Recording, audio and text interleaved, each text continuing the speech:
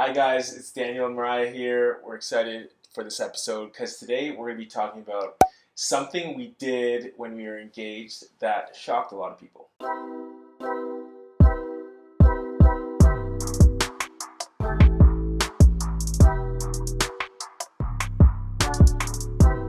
When we were engaged, we did not post about it on social media. Yeah, which is crazy that that's a shocking thing or a rare thing because social media has become this dominating force in so many of our lives, but it was. And what led us to that decision? Think back 6 years ago or 5 years ago, I guess now. Yeah. What led to that decision for I think us? we were in this place where it's almost like social media was this thing, and it was very much so almost like a trend to post when you're engaged or post when you're having a baby or post when these are all when you bought a house, post when you did a thing, when you did some people would even say I did a thing, and an insert said like life achievement. And we just kind of said like, you know what, we just the stage of life that we're at and the stage of life that our families are at, we thought it would be a neat thing to really just take that time to just celebrate between the two of us and really enjoy the time of engagement with our families, with our close friends, without putting it on social media.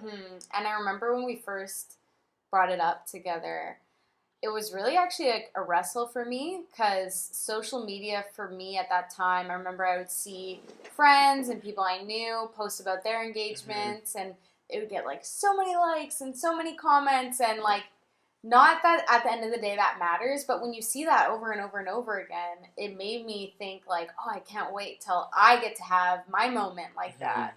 And so, yeah, when we first started talking about like not posting, I had to kind of wrap my mind around that because I think at that time, social media almost like validated a lot of my experiences because I saw it validating other people's experiences. Like, oh, you get engaged, you post it on social media. You get married, you post it on social media. And that's kind of like what made it real. Yeah, the announcement to the world or whatever. What made it real. And so, I mean, it sounds like crazy to talk about, but that's truly how I felt at the time. Like, oh, if I can't post this, like, it's going to feel like anticlimactic or something, which is so not true at all. Yeah, and something that was... I guess raising suspicion for me and making me feel a bit like, oh, I think it's really good if we were to do this is the fact that it's almost like social media, the climate of social media at that time and even currently has put us in the place where we feel as if we need to commodify our most intimate moments in a way that almost robs us of true intimacy. And it's just like, yeah, like there's intimate moments, and I mean intimacy in the broad sense. It's like there's intimate moments that are best held with family, or best held between you and your significant other, or best held with a close group of friends.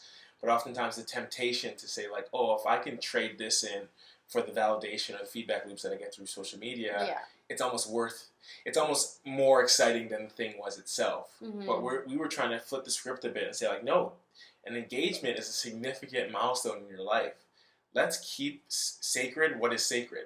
And let's allow this season to be one of celebrating, of delighting with family and friends, of being able to even settle into this new reality together as we prepared for marriage. Yeah, and I think what was really cool was being able to tell people.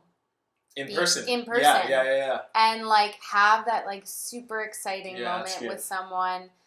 Whereas like with social media, that's kind of taken away from you. It's almost like that connection you can have someone, that enthusiasm and everything is now just given to text in a comment. Whereas like in person, you get to see their smile and their laugh and feel their hug and like it's just so different. And it's almost like when, because of social media, you find out about everything that everyone is doing well before they can tell you. So it's almost like when you're in person, you have to pretend that you're really curious about their trip to Ireland when you saw how it went. It's like, oh, how was your trip? It's like I saw every day. Or it's like, oh, like how was your wedding? It's like I saw all the stories, for example, that came from that on Instagram or on Snapchat or Instagram or Facebook or whatever. But it's just like it feels like it takes away from the genuineness of like being able to find out and tell someone for the first time. Totally. And like almost like reinstill like human connection when it Yeah. comes to like celebration and stuff Yeah. like that is what I found. Yeah. And so I'm really glad we did that. I remember eventually, like, we posted when we got married. But even with that, like, I didn't really feel like I was, like, releasing some shocker into the world. Yeah, And, like, yeah. I didn't post that I'm Yeah. engaged, but guess what? I'm married, because you see people. You Yeah. run into people. Yeah, you yeah. talk to them about your life, and you tell them your news. And, Mhm. like, yeah, and I feel like it almost, like, pushes away any feeling of, like, celebrityism in you. Yeah. Like, feeling like, oh, I'm so important. People care about Yeah. my life so much that I need to post every single Yeah, update. yeah. Like, I don't know. That's, like, kind of small, but that's just kind of coming to mind. There is that thing where it's almost like Instagram makes everyone feel like they're public figures Yeah. almost. When it's just like, oh, like, yeah, the average person really doesn't have that much. Like at that time, we maybe had together 3,000 followers. It's like we're not that important to the point where it's like, well, the whole world wants to know.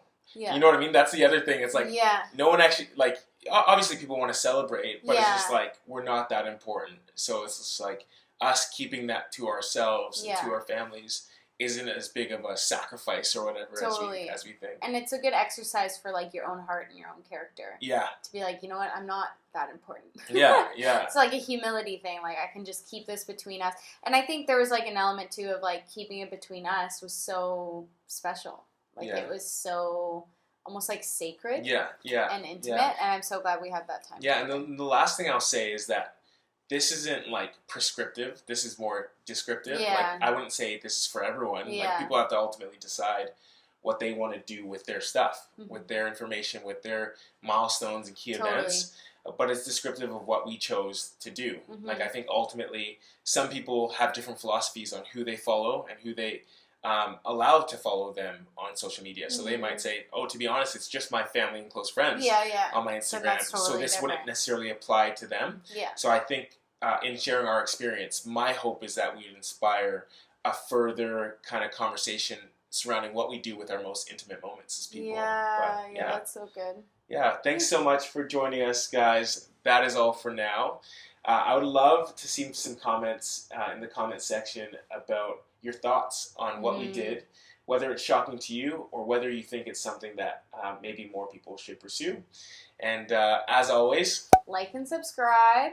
And also, I'd love to hear if you have any other questions about our story and our history.